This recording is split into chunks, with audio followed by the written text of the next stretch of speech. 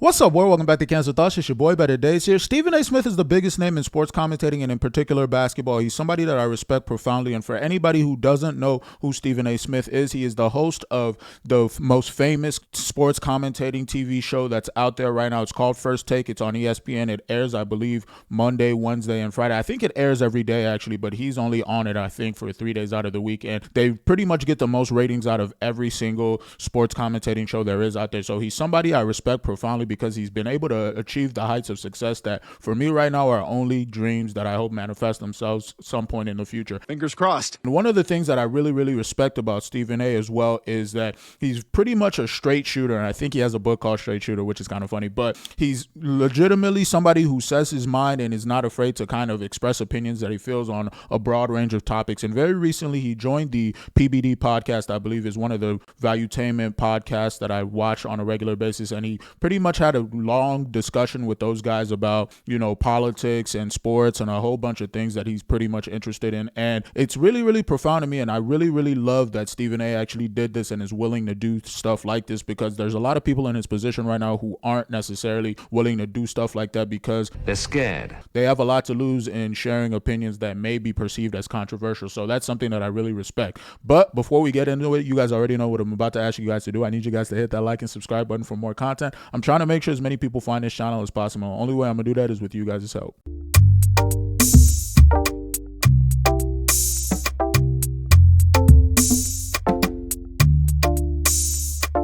Ask you this, though. Yes. Do you want Democrats to win?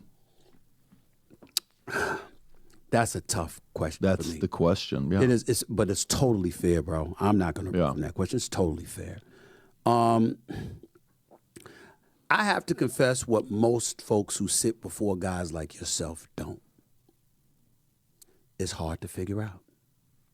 Like, for example, supposedly we've got a good economy. Unemployment is relatively decent, around 4%.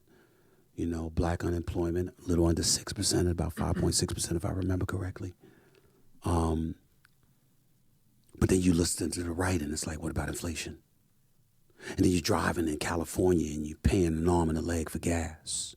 You're going to the supermarket, you're buying some milk, you're buying some bread or whatever. Because see, contrary to what folks believe, I actually do go to the supermarket. Okay, I do buy my own stuff. All of this other stuff. I'm like, you're watching and you're seeing all of this stuff.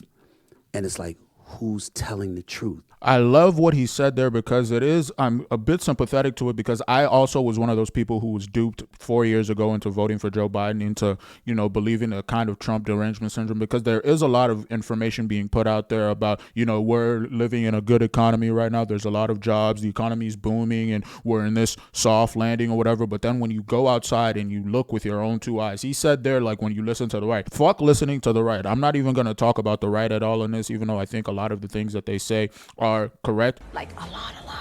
Listen to your own two eyes, okay? What do you see when you go outside? Are things more expensive? Is your job, or are you seeing people laid off in your job more often than usual? Like, listen to your eyes. When he talks about stuff like this, I'm really, really sympathetic to it because, again, I was one of those people, and I understand how confusing it may be when you're being told one thing, but then you're seeing a completely other paradoxical thing in that element. So I'm fully in support of the idea that there are a lot of people who are confused about what's going on in society right now. All I'm saying is do the research to kind of figure out what exactly is going on. Don't just believe what you're being told by whatever mainstream media outlet that you follow and listen to, because They're always full of shit. they have a vested interest in keeping you ignorant. Have a good economy or not? Is it really a crisis at the border or not? I believe it is. Yeah. Do you, is inflation a real thing? Is it imaginary?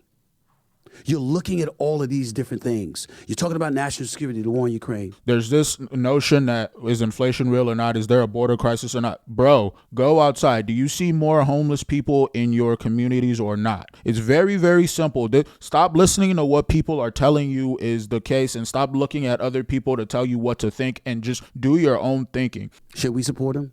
Should we give them more money than we've already given them? You're looking at the, Israeli, Hamas conflict. I call it the Israeli-Hamas conflict as opposed to the Israeli-Palestinian conflict, but I don't touch that because I don't know enough, and that's not my lane.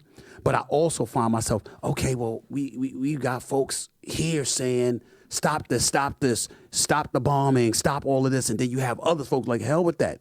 Hamas has to be eliminated because look at what they've done, October 7th and the kidnapping and 130. You're hearing all of this. And you read the different publications. I'll read the Washington Post one minute, I'll read the New York Times the next, I'll read Wall Street Journal the next. I'm watching the channels, Fox News, MSNBC, CNN, I'm going back and forth.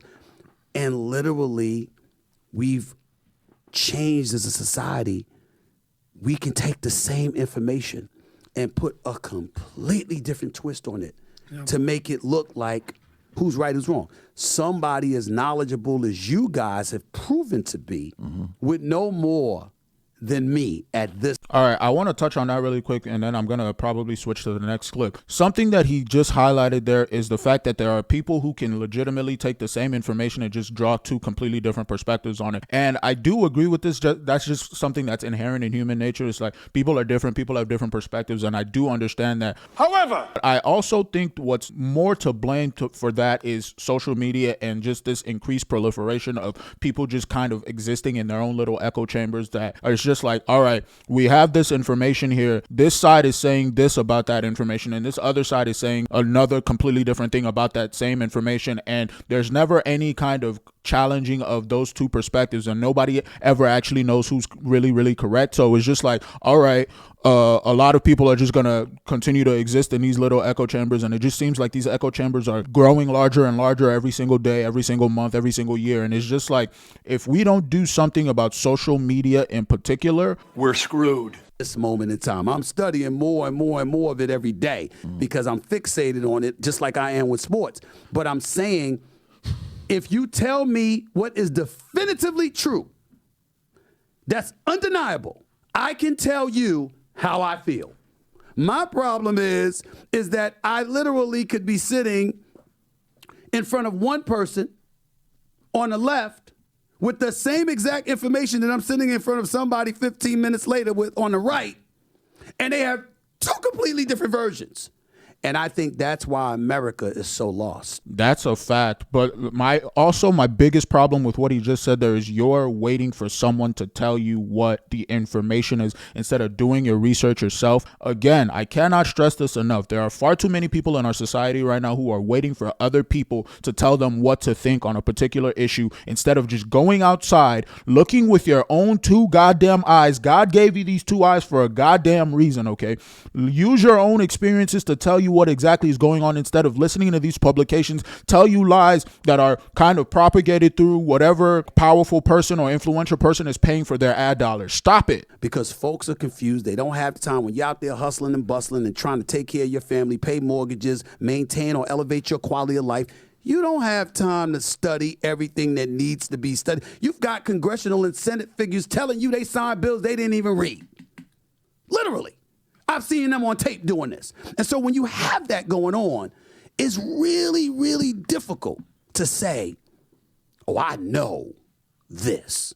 But if you tell me these are the facts, Stephen, beyond a shadow of a doubt, I don't give a damn what it is, I can tell you how I feel about it. That's a valid point he just made there, and I don't want to be insensitive to that, but I'm also going to say this. Most people aren't necessarily working that many hours. Most people at most are working like 40 hours a week. Some people are working 50 hours a week. Listen, there's 168 hours in a week. 40 or 50 of them, let's say you will have allotted for working. Let's say another however many hours a week you sleep is allotted for that too. You still got a lot of time to do some of this research. So I don't ever want to have people making the excuse of, well, I don't have enough time to do this and I'm doing that. You have time to watch TV shows on a regular basis. You have time to do nonsensical things. You have time to go out and spend your money at restaurants and all that nonsense. You got time to do a little bit of research. Now, I'm not saying you have to be the most learned person on these topics and they may not interest you as much, but you got time. The excuse of I don't have enough time is nonsensical to me. Stop it.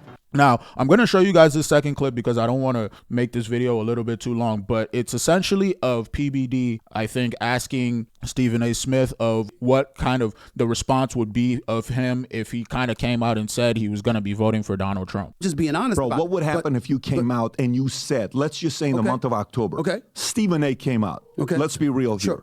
You came out on your podcast, obviously not at the network you would, but on your podcast, you said, guys, I'm going to say something right now. You guys are going to be very upset at me. Okay. What happened if you in the month of October said, I'm voting for Trump? What would happen? I'd be called a sellout and a coon by my own community. That would be automatic. That's exactly what they would say. But what I would tell you is, to know something about me, I wouldn't give a damn. I'm not scared. I'll say what I feel. Let me address the point that you made earlier. My belief is I'm going to vote for Biden. Now, you have to remember, it's how you're looking at the presidential election might be a little bit different than me. For example, I'm the kind of person that might vote for the president being a Democrat and every other position Republican. That's a little bit disingenuous to me, but I want to talk about a little bit of the question that was kind of formulated there by PBD, because it's something that he mentioned, and I think a lot of people aren't really going to pay attention to it, but he said, obviously you're not going to say it on your network. Stephen A is obviously, he works for Disney. Disney is one of the wokest companies in the world, and I understand how like it might be perceived for him to go on the network and say anything like that, and I'm not advocating in any way, shape, or form that he does do that. But the very fact that he has to even preface the question by saying, you're obviously not going to do this on your network, is so wild to me, that people are just not even just allowed to have their own personal opinions on a network that they work at. And there's just like, we've created these environments at our workplaces where it's uncomfortable for everyone. No one can say anything whatsoever that's even remotely controversial to anybody else at that network or at that workplace. It's just so wild to me. And it's just like, how did we really get here? Every senator, every congressional figure, every local. In other words, because I view the presidency, I understand it's the commander-in-chief, I get it, but I view, and listen, I will preface it by saying I'm open to correction, I truly am. I view the presidency as more of a statesmanship position. If I interviewed Trump, I would look him in his face and tell him why. I'm not calling you a racist. I'm not saying that all of your policies were wrong. Hell, the economy was thriving before COVID. I remember. But you don't know how to act. The economy was thriving, I remember, but you don't know how to act. Why does that even matter? This comes down to something that I think is very, very fundamental to just how people make decisions at all. What do you care more about? Do you care about the results or do you care about your feelings? Because you cannot care about both. This is so nonsensical to me that I cannot even make sense of it in my mind. You literally just said out of both sides of your mouth, I understand that you're not probably a racist, but you don't know how to act. The economy was thriving under you, but again, you make people feel a certain way. To hell with your fucking feelings, bro. Who cares? I need you to grow the hell up. He had results. I was one of these people as well, and I'm not faulting anybody for this. I was under the impression that Donald Trump was a racist, even after 4 years of his entire presidential cabinet and his entire presidential run. I was somehow still like, yeah, this guy's bad and woo. I was caught in this whole Trump derangement thing where I was just like, yeah, he's terrible, even though I had no evidence to support that. My life was so much better, especially because I was poor really up until last year or something. I was really poor, and my life had been so much better under Donald Trump than it was under Joe Biden that it was like night and day. I can't even stress to you enough how much better the economy was under Donald Trump than under fucking Joe Biden. And I'm just like, yo, people need to stop this nonsense about, well, Trump doesn't know how to speak, or he makes us feel a certain way, or he has this mean tweet. Grow the fuck up. Seriously, grow the hell up. Who cares what the fuck he has to say about things if the results are the results? I said, you don't care what you say. You don't care about how divisive you come across. You don't have any sensitivity whatsoever to how you scare the living hell out of people with your rhetoric and with your aloof. I don't know if the word is aloofness or just a disregard for the importance of unity. You believe in America, I believe in America. Let me tell you what I believe in about America. I believe that when we're together, nothing can stop us. That's a fact. I agree with that completely. The only thing that I disagree with in what he said there is the notion that Donald Trump is divisive, but Joe Biden isn't divisive. If you pay attention to the results of policies that Joe Biden or the Biden administration, I don't think Joe Biden is the one doing anything, but if you pay attention to the policies of the Biden administration, those end up having more divisive positive results than anything that Donald Trump actually ever did. He's just talking about things that you view as divisive, and I get it. It may come off as bombastic and all that, and I get it completely. It doesn't make you feel good on the inside, but the things that he implements in terms of actually the policies and stuff like that, they're not divisive at all. Actually, I think he was the first person talking about the border. 4 years later, we have the biggest migrant crisis we've ever seen in the country. Like, what are you talking about? Now all of a sudden Joe Biden and the Biden administration are talking about we need to work together to fix the border issue because that's an issue that's really near and dear to our voters. It's just, give me a break. It's disingenuous. At the end of the day, do you want people who are going to actually show results, or do you want people to tell you what makes you feel good? I'm going to show you guys one more final clip, and then I'm going to end this out because this is a thing that I think is a major issue in just politics in general and the way we do our election. But I'm not going to talk too much about it. I'm just going to get right into it before I analyze it for you. Close is what you're saying. I'm not going to even say that, but I'm saying I'm not saying I can't. Is this the closest you've ever been in your life to voting Republican? Ever? Like I said, you probably, I was pretty close to voting for W, for W. Bush. First time or second time? Against Al Gore. Oh, 2020. That's right. No, 2020. No. I'm sorry, 2000. Yeah, I was pretty close to that. And like I said before, I would have voted for anybody.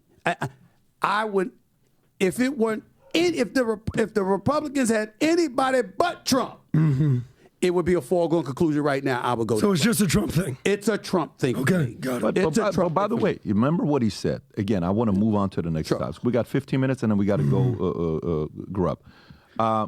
He did say Biden. He said it 50 times. He said Biden. I said, can Biden do to you what Trump did to 81 million people? He said yes. That conversation stops right there. I mean, that answer has already been given.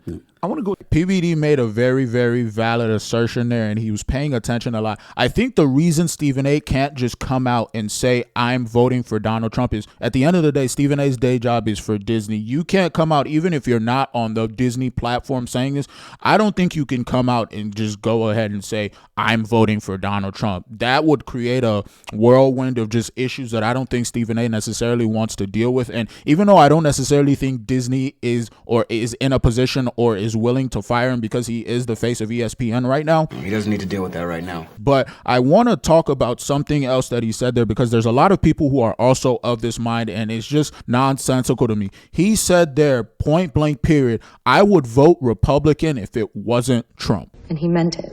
Like, really? So you're willing to essentially vote, or I would actually even be of the mindset that don't vote. Just don't vote. Don't vote for Joe Biden. Don't vote for anybody if you're not willing to vote for Trump. My issue is with a lot of these people, they will literally vote for a person like Joe Biden who has proven over the past 4 years that nothing he does is good for the country, and they will watch the country be destroyed so much that they will just not vote for Donald Trump. It's just like, yo, I cannot stress this enough, yo. Fuck your goddamn feelings, man. You're willing to legitimately watch our country be destroyed because you don't like someone because he makes some mean tweets or he says a few things that you disagree with. It's just like, stop it. Stop it with this nonsense. Just don't vote. Just don't vote. Instead of giving your vote to someone who is going to destroy the country, just sit it out. Just sit it out, and I'll be completely fine with that. And I'm not saying that Stephen A. is doing this, and I, as a matter of fact, think Stephen A. is probably going to vote Republican. He just can't say it out loud right now, and I get why he can't say it out loud. But there's a lot of people there who share the sentiment of, hey,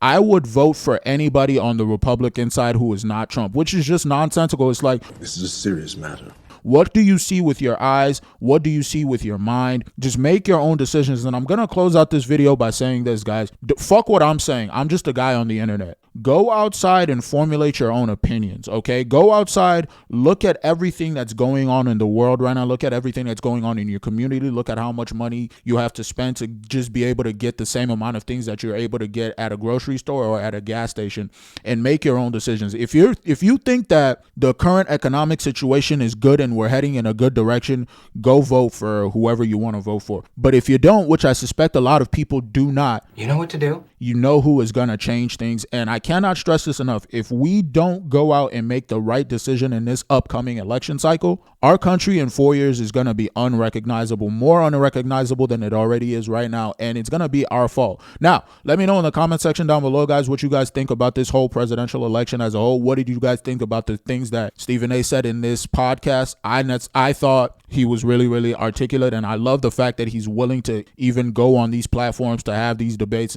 in the first place, because there's a lot of people who don't even risk that at all, and a lot of people who just avoid these conversations as a whole, and I respect it deeply. Now, let me know again in the comments down below, guys, and as always, thanks for joining me on this video. You guys could have been anywhere else in the world, but you chose to be here with me, and I really, really do appreciate you. If you liked what you heard today, be sure to leave a like and subscribe to the channel. If you didn't like what you heard, thanks for watching the whole video. Consider leaving a comment in the comment section and telling me exactly what you disagreed with. Either way, thanks for joining me on this video, and I'll see you guys on the next one. Peace.